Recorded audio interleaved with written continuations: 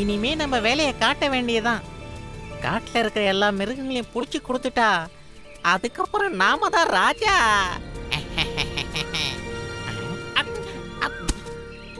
சிங்கராஜா சிங்கராஜா, ஆபத்து ஆபத்து! ஏன் இப்படி ஓடி வர? என்ன ஆபத்து? மகாராஜா மகாராஜா, நம்ம எல்லாரையும் பிடிக்கிறதுக்காக வேட்டைக்காரங்க கூடாரம் அடிச்சிருக்கா. என்னது? உண்மையாவா? ஆமா மகாராஜா.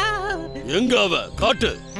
மகாராஜா மகாராஜா, இப்ப வேணாம், அவன் கையில துப்பாக்கி வச்சிருக்கான். ஓ,